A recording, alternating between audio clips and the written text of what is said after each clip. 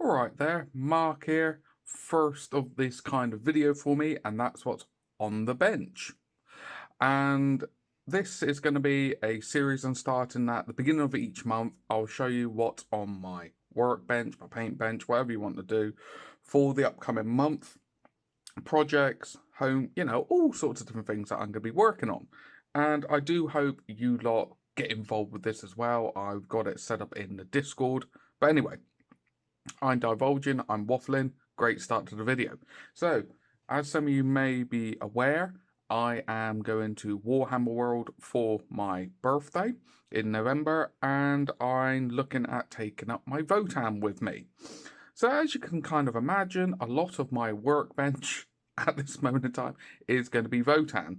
So, this is what they will look like when they are all finished, if the camera doesn't keep having a funny 5 minutes. But what I've got at this moment in time is a set of warriors to just get the snow effect on the bases done. I got the tufts and everything on this morning. And a set of berserkers. But that's not all for my Votan. I've got a Grimnir, or some people may say it a little bit more funny. I'm trying to be polite. But Wizardy Woo. I've got some Thunderkin, which in the future I'm going to be showing how I've done this option of magnetizing up the weapons. I've also got, let me put these to one side a minute just to give myself some more space. So let's get the Grimnir out the way with his bolter crows. Very Odin inspired. I've got some half guard. I've actually got 2 sets of 5. I've got 1 set of 5 with plasma and fist, and I got 1 set of 5. I just need to drill out the nade launcher. 1 set of 5 with the Volkite and the plasma blades. But all the sergeants have a concussion gauntlet, because why on earth would you not? Everything looks like a nail, you need a hammer. That's my methodology behind it.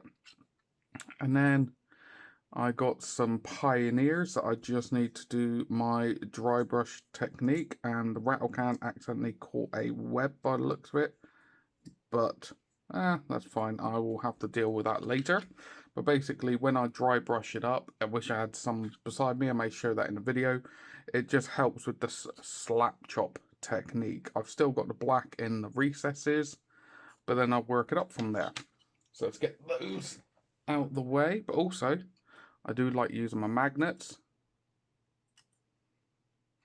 So I've got the rotary cannon option, as well as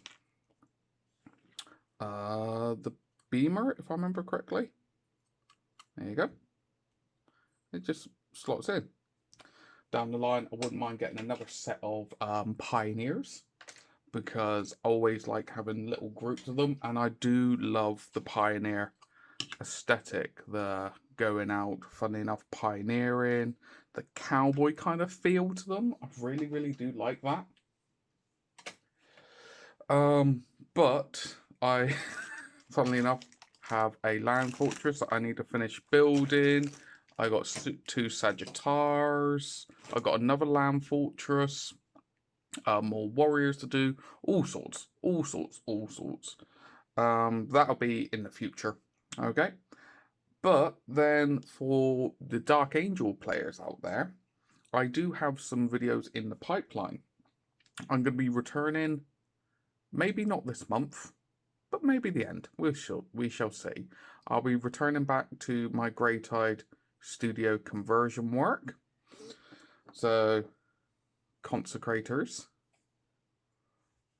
Angel Guardians of the Covenant, Angels of Absolution, a little bit of a sneak peek, Angels of Redemption, and Blades of Vengeance.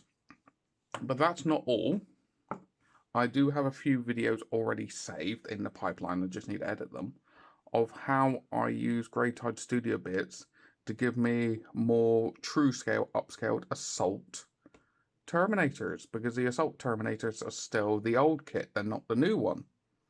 So hopefully that'll be something interesting for people to watch.